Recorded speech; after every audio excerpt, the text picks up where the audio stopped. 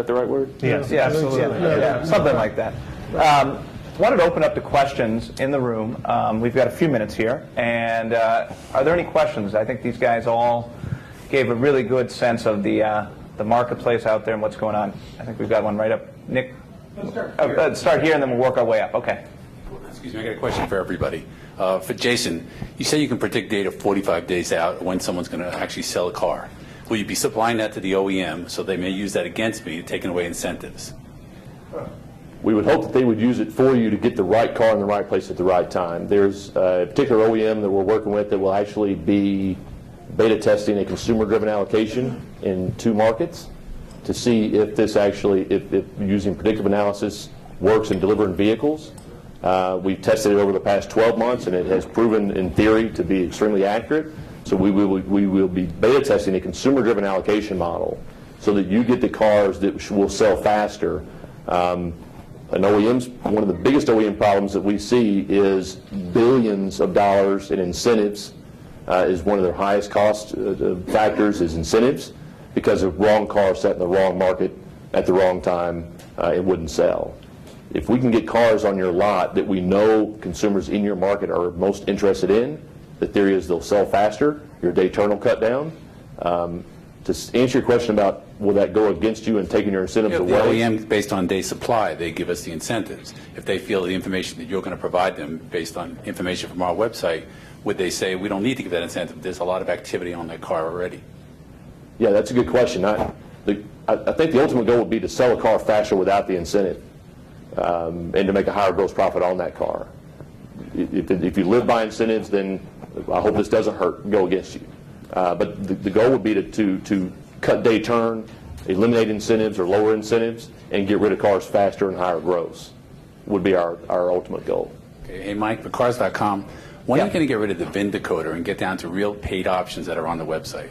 Everybody knows that the options installed are what people are looking for, and all we have is this big block of text that's come from the HomeNets of the world, and it means nothing. No one looks at that. Yeah. Joe Webb joked about that with the intermittent wipers. When is that going to change? We're working on that one. I wish I could give you a date, but we know it's an issue, and we know that we need to make some improvements in data enhancement there that, hopefully sometime in 2013 you will see some changes there, that the old VIN decoder, it's a relic from way back when, and there's a lot more information, and we've made some enhancements to how we're managing the data, including our data warehouse, that allow us to finally do some of those things. So coming soon, but don't pin me on a date because I'm not probably the right person to tell you that right now. Sure.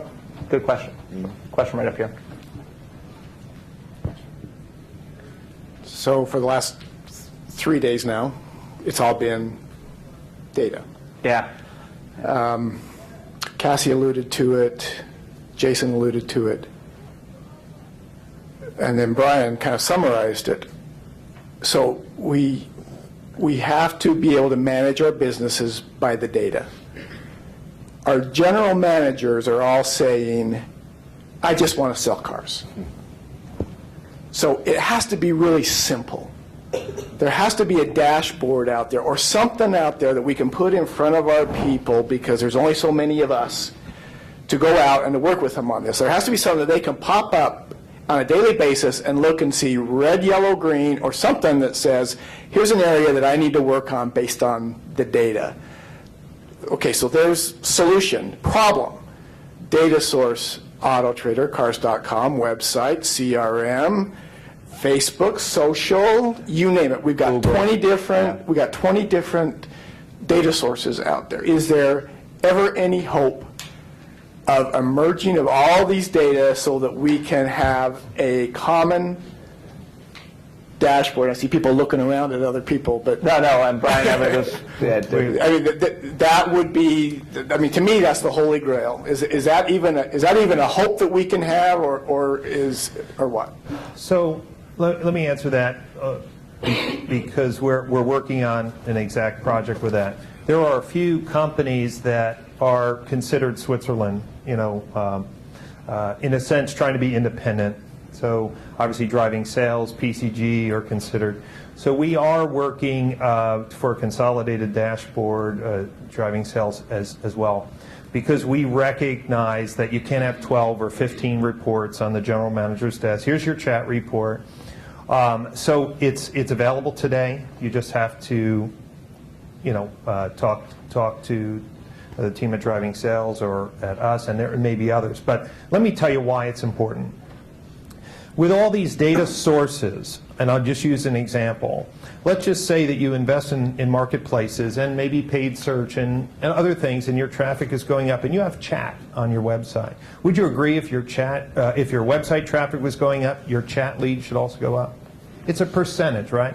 But when you have your chat report over here, it says you got 150 chat leads. You don't know, because over here is your analytics report, over here is your paid search. Well, wouldn't it be cool if you had one tool which charted your website traffic as a function of your budget? And what happens if your chat leads started to hovering off? What would that tell you? Man, we are understaffed in our BDC. They're just not answering the chat leads anymore. Okay? You wouldn't see that unless you intersected those data partners. And the reason why I bring this up is a perfect example is that with 12 reports, the general manager would not be able to say, we're dropping the ball on chat. It's stopped accelerating its natural curve with my marketing investments and everything else. This is the potential to create simple dashboards, multi-vendor, and it's really exciting about what that potential will be. So it's here. It's in its infancy, but we will see a new set of tools to simplify big data across multiple vendors. Yeah, I think the market will really solve itself, but it's painful right now. And I think one of the things, as a marketplace, how we define something is different than what one of our primary competitors may define something. So I think that's always a challenge too. Is how can we get common metrics that are expressing the same value? VDP and a VDP is not always the same, or elite, and that's where the part of the challenge is. I think from a marketplace perspective is that defining what a VDP is for us is different than a VDP for a competitor that might be an orange color. And so, and what how important that is, and we don't sell ourselves on VDPs, and some others might, and so how do you balance some of that stuff out? I think that once we get beyond some of that and the acceptance that we're all part of this together, I do agree that it's going to make your lives a lot easier. We had a dealer group that we were talking to earlier today that talking about reviews, and 42 places I have to put my reviews, and consolidating that and all of that.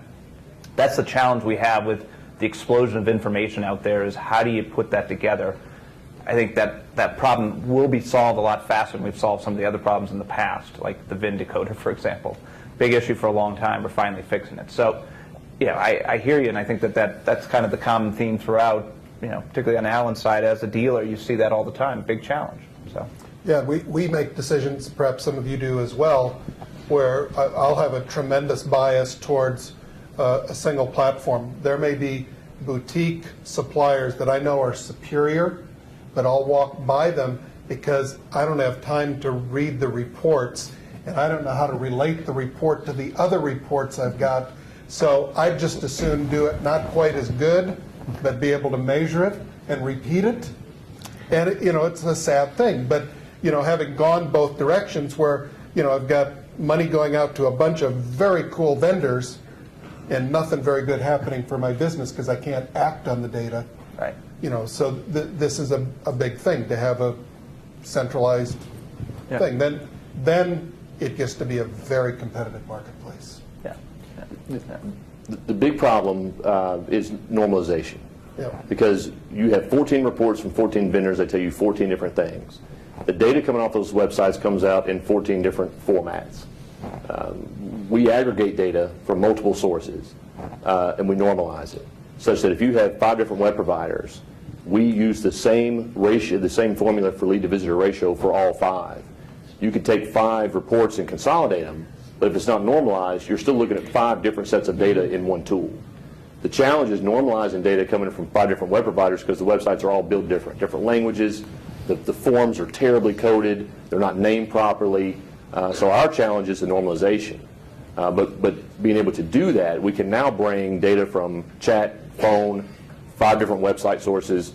All of yours will aggregate it and will normalize it so that you're looking at the data on the same measuring stick and there's not 14 different measuring sticks. That's the biggest problem with multiple sources of data, is no one uses the same formula, which is a lot of the genesis of Datium was there needed to be a Nielsen rating of the automotive industry. Data is being abused. It's being thrown out to support the source of which the data is being generated.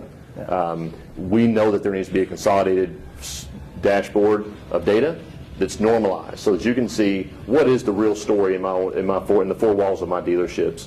And we call it the good, bad, and the ugly. It might not always be pretty, like the reports you get from the vendors, but it will be the truth. Our saying is our data trumps your feelings. If we hurt a vendor's feelings, it's just because the data says that this is the case. You need to work. And the web providers, I've been very proud of the ones who have embraced this to better themselves on your behalf. You don't have to evaluate your website. There are website companies who are doing that internally, using the data to say, wow, this page stinks, this is good, this layout works, this one doesn't, and they're self-improving along the way, and the lead ratios are going up. But consolidated reporting is, it is what we do for dealers. It is challenging, and we can't bring in Facebook data. They won't allow it. There's certain things that we just can't do. But the challenge is normalizing the data so that you can read one report that has all the data in being measured the same way. That's the big problem. Good, very fair question. It's a fun challenge, but it's a challenge. We're about out of time here, but hopefully you guys have found this session to be as informative as I have, and I appreciate all of your time spent here and in the audience. I think lots of good questions probably have come out afterwards, but I just want to give these guys a hand and thank them for their time today.